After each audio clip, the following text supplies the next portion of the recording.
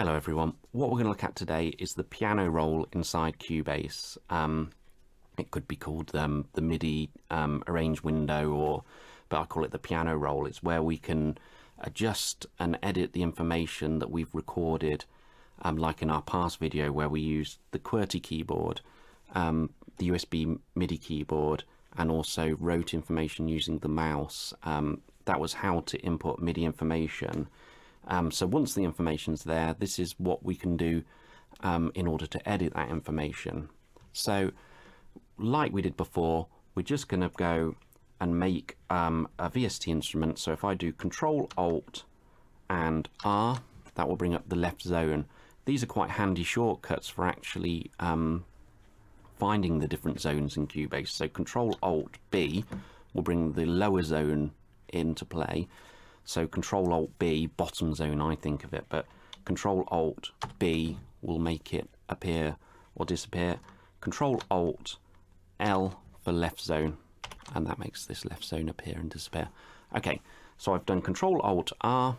I may as well choose the VST instrument that we looked at in the free VST instruments. So I'm going to left click on him, drag him into this left area here, and then that creates me a MIDI instrument track.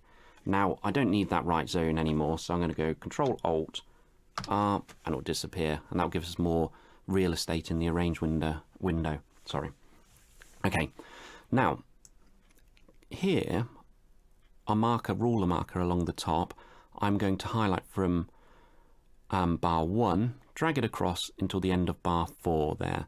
So once you get up to this ruler at the top, once you sort of hover just over halfway, you'll get a pen tool. Sometimes it's a hand tool there. You can see you've got the hand there, and it means that you can actually change the regions in order to edit. So I've gone from 1 to the end of bar 4, and now if I double click in here, it will make me a blank canvas on this instrument in order to edit, because Cubase needs to be told it has to have something in order to edit, because otherwise we have no information here. But here we've got a blank canvas because I've double clicked. One thing to note at the start, because this is the instrument name, it automatically called it that. We can just double click here and I can change this to anything at all. So Matt MIDI, and that's changed the track name, but you can see here on this area it hasn't changed it. That's because I created it before I named the track. So if I delete that and now double click, can you see it's now changed that? That can be quite handy for finding tracks really quite quickly. If you're halfway through a song, say, or you're scrolling down, you want to find something quickly, that's a good way to find that. Now, say you've got that information and that's our verse, but you wanted it to change on the next bit of MIDI information, but still on the same track, you can do that. So, and that's done just at the top here in the arrange window. So you see where it says Matt MIDI there. I could call that now verse, and it's changed here, of course, again. But if that was on a different part of the track here, it would change that and it would leave this as it was originally. So that's how we change the names of things, and that can be quite it's relatively useful for finding things quickly and just speeding up workflow. Okay, so we've made an instrument track. We've got a blank canvas in order to edit, so we just double clicked in this area, 2 left clicks. Now if we do a double left click again, it brings up the piano roll, and then I'm just going to expand this out using this tool here, and we've got our piano roll. Now, in order to input some MIDI information, I'm going to right click and go to my draw tool, which is next to the left, which is the object selection tool, and that brings up the draw tool. There's other ways of getting to that quite quickly. Probably the easiest way on your keyboard is by pressing 8. So if you press 8, the draw tool appears. If you press 1, the object selection tool appears, or the cursor, so the one we generally use. But because draw is a really common one, it's worth learning that one, so 8. You've also got it here at the top. This is all your tools in Cubase. You've also got the draw tool there if you wanted to get it. So there's 3 ways of getting that draw tool. But if we went to 8, it'll appear.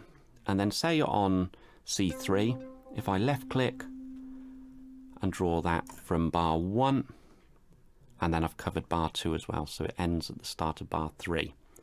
Now that's great, and that's made my MIDI information, but I can see it's C3 here because it's on the left of the piano, but it gets a little bit more complicated when we start drawing information later on what it is. So you can hover above and it will tell you what that note is on the piano roll on the left hand side because it highlights it. But one useful thing I find is expanding out horizontally and vertically. Now one way to do this is G in Cubase will minimize and H will maximize. Now it doesn't matter if you're in the audio editor, the drum editor, the main arrange window, or the piano roll here. It's that G and H key. So H will expand anything out and G will minimize it back. So that can be quite, it definitely speeds things up rather than having to go to these bottom corners. Now that's expanding horizontally. If you want to do that vertically, if you hold the shift key and H, it'll expand out. And do you know the reason this is so useful in the piano roll? Could you see once I expanded that out, it actually, once it got to a stage where it was big enough to write the actual note in there, Cubase will actually tell you what the note is. So if I did the opposite way, so shift and minimize that down so far, there's no space to get that what the note is, to draw the note in. So I usually expand it out enough so I can actually see those notes. So for quick reference, it's really handy being able to see those, what they actually are. Okay, now if we start from left to right on this tool area here, this is a really handy one, S. Now say you've got, I don't know, 20 tracks, you've got drums, you've got vocals, guitars going off, and on this piano roll you want to purely hear just what you're editing. That's the button for it, that's the solo button. And as it's S, that works on the keyboard as well. So if I press S, as when it's lit, you'll just be able to only hear what you're editing in the piano roll. As soon as you take that off, you'll hear the whole mix again. So that's great for referencing stuff really quickly. You can hear how it sounds in the mix and then actually soloed. Okay, next up, that's a record enabling editor. So if you're in the editor and you want to record something quickly, you can enable that. This is a really handy one. Quite often, if I'm editing information, I've got unstuck with this quite, it's quite a weird one, that one. So this is auto scrolling along. So say if we had a whole piece of music and you wanted to see it moving as it goes, this has got to be lit. Now they've called it auto scroll, I think, haven't they? Yes, they do. They call it auto scroll. I call it follow because F is the key on the keyboard, is the one that enables or disables that. So if you press F, that once that's highlighted, it will auto scroll along. So let me just if I make that much bigger, you'll see what I mean. So I've got F on now. As that goes, you'll see it the actual page moved across as I went. And then if that isn't on, what will happen as that scrolls across, the Cubase positioner ruler there will stay exactly in the same position. Okay, actually while I was there, another quick way to when we're talking about expanding horizontally in this ruler area at the top, if you hold your left click and drag up will minimize, and if you hold your left click and drag down, I did that, I forgot about that before, it just happened when I got there. Okay, so we've got G and H, or that. It's a case of going up to the blue zone there, so onto your ruler, dragging down for expanding, and dragging up to minimize down. Okay, so that's our auto scroll, or as I call it, follow, because it's F on the keypad. So that will enable that. This is I always have on. This is just acoustic feedback. It's just so you can hear what you're editing.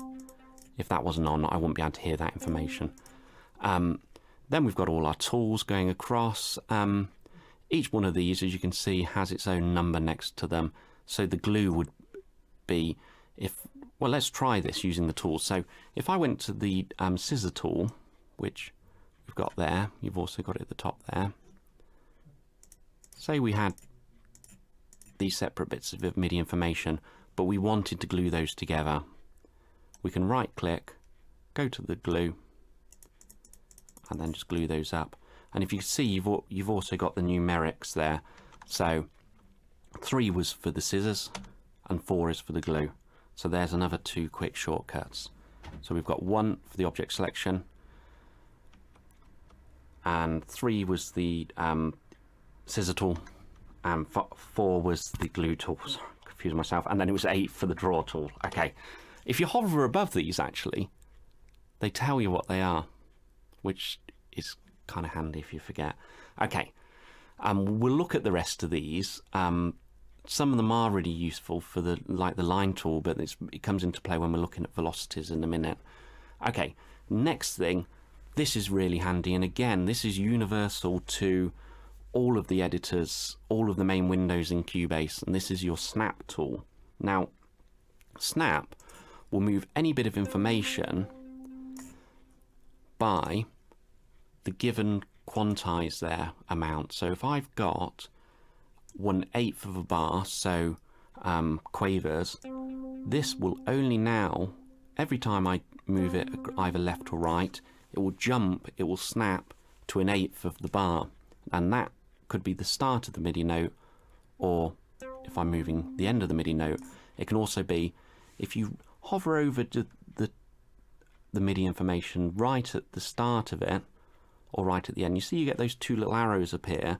That's a way of actually dragging out the information or minimizing the amount of information so it doesn't sustain as much. And again, that snap feature will determine the amount you're going to snap to. So if I had this to 1/2 a bar, now it's only going to snap to those. Okay, if I go back to 8. Okay. That looks a bit strange there because I wasn't exactly starting on the beat, but that's fine. And that will work at the beginning or the end of your MIDI information. So the snap tool is really, really handy. Now, if you want to disable that, it's J. So that's another really useful one, actually. I use that all the time. Certainly for when we look at how we edit audio information, having that snap on and off really quickly it speeds up the workflow load. So you can go up to the top and click him, but I quite like that J tool. I think J, hit the J key and you're away. Yeah, what have we got next that might be adapt to zoom? I tend not to use this, to be honest. If I've minimized this down and I go to quarter notes, so crotchet beats, can you see here we've got 1, 2, 3, 4. The highlighted ones are our main beats. If I put this adapt to zoom, now when we look at how we're going to snap and stuff, if I expand this out now, can you see the amount of increments we can move this or edit this information as we expand out gets much you can move in much smaller amounts, if you see what I mean. So I probably didn't explain that very well. If I go back to really minimized in, can you see now I can only move this in quarter notes because that's what I've got highlighted here. But as I expand this out, all of a sudden I had 8th notes appeared and then 16th notes. So it's actually creating the snap points for me. So if I really expand that out, I can go to 64s, things like that. So that's, I suppose I can see why it is useful. I tend not to use it. I tend to use the actual, once I've got it set to grid, I tend to use this because I know what I want to quantize to or snap to. So, but it's worth experimenting. So that's adapt to zoom. Now, the next one is useful if you've recorded your information in with a MIDI keyboard, and if I just take snap off by pressing J, see we're on the start of bar 2 here, but when I recorded this in on using the MIDI keyboard, I was slightly behind the beat, so I was slightly out of time. I was delayed when I hit that key. Now, because I've got this set to quarter notes, is going to quantize, so it's going to move my MIDI information to the nearest quarter note, to the one it's nearest to, so which will be just here. Okay, so if I press Q now, or quantize, can you see it's here, this Q? It's the Q on the keyboard as well. And can you see there, it just moved him. So if I undo that, so Control Z, can you see here, in fact, let me open that up a bit. Here's the start of the second bar. I'm going to press Q, and it's put it in time for me, which is great. You can do that by also if you had a lot of MIDI information. So if we had, say, an unusual looking chord like that, I can actually highlight them all by lassoing. So left click, hold over all of them. This will work for everything as well if you want to expand in and out, move them around by lassoing or left clicking either above or below all of the information and covering them all. Pressing Q, it puts it in time for me. So that's quantize. One thing I completely forgot, so I'm going to edit this in at an opportune position.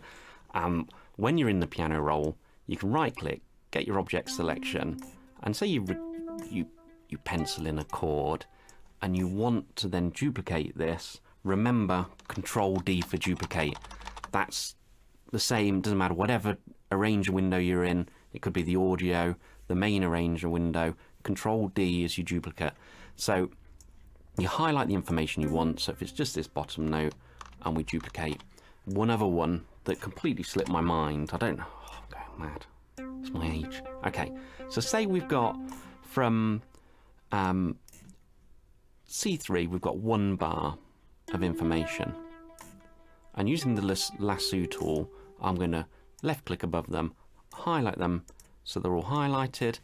I'm going to use eighth notes, so quarter notes, or crotchets, sorry, not quarter notes, eighth notes, or quavers, quavers. So I'm going to get this to split in eighths.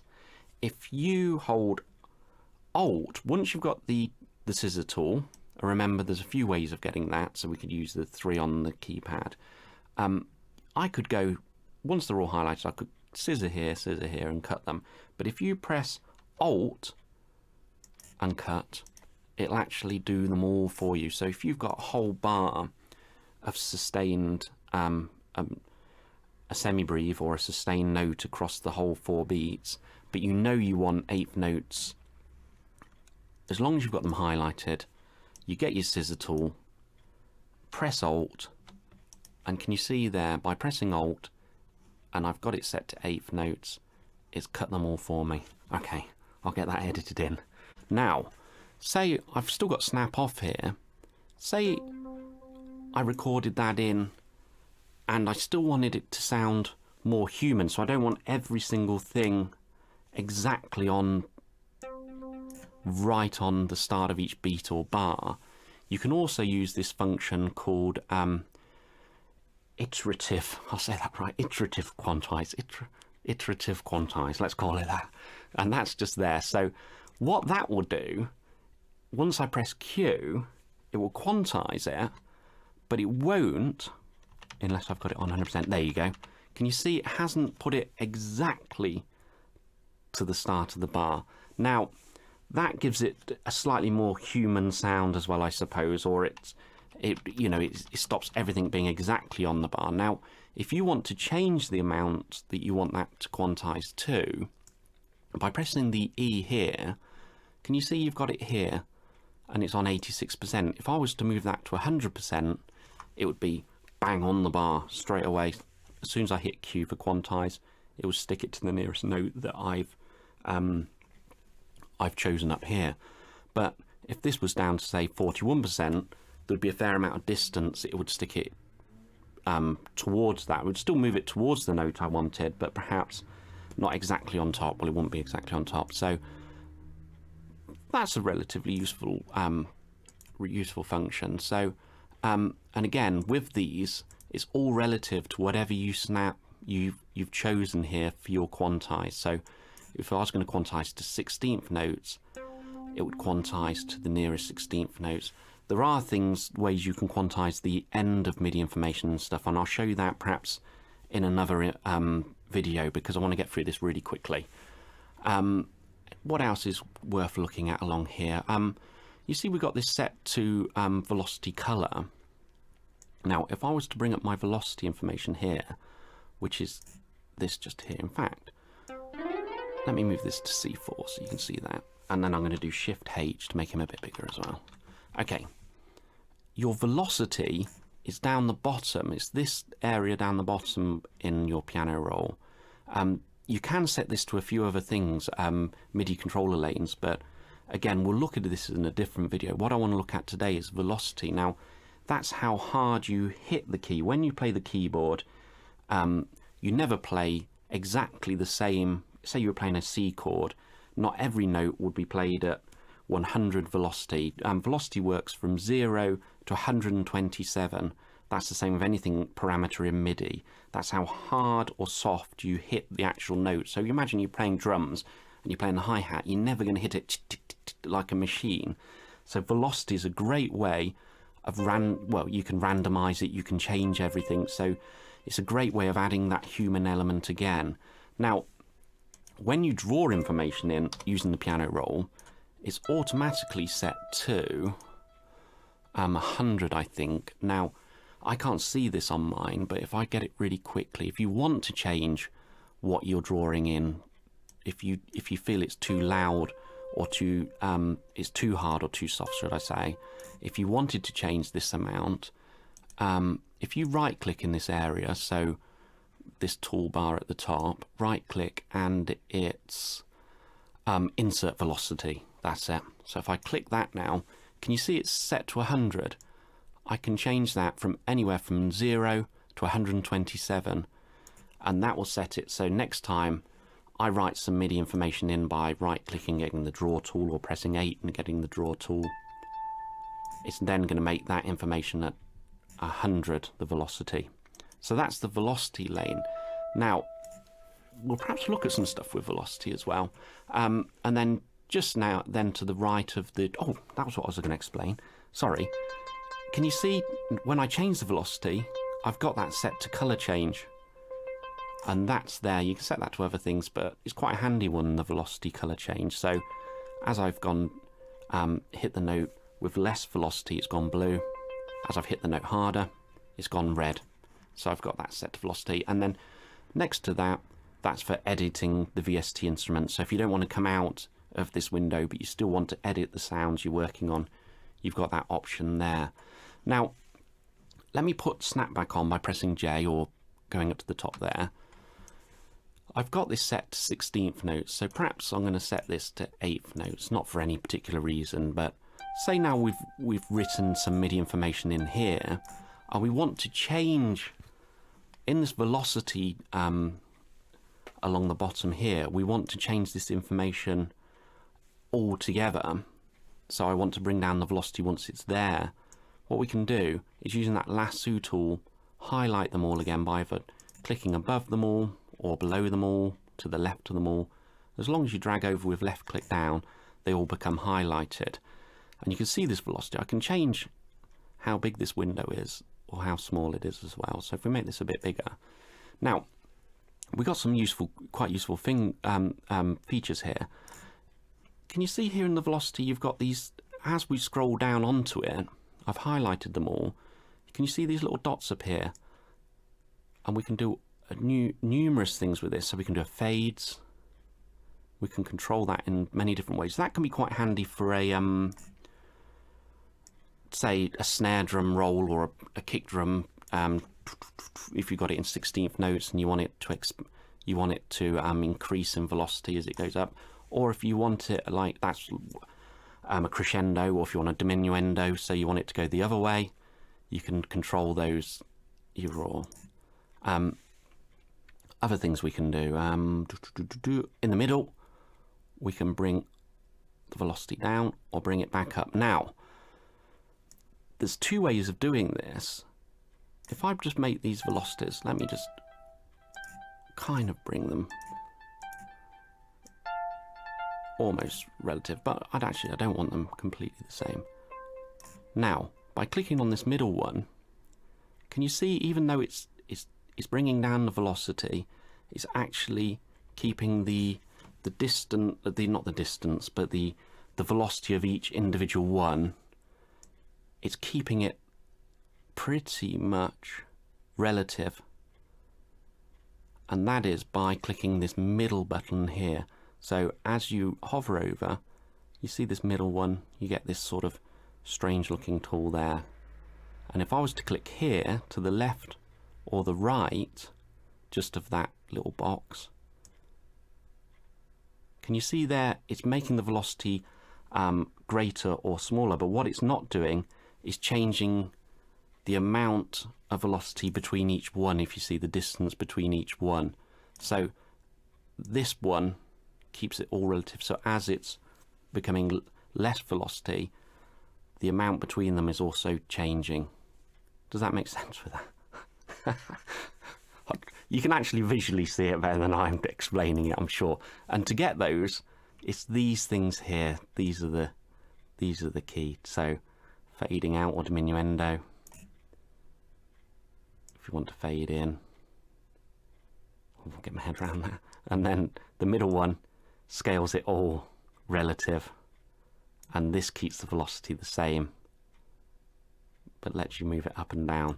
So that's velocity. Now in this control window we can come over here and we can change this in numerous ways, but we're going to look at that in a different video. Okay, good luck with that.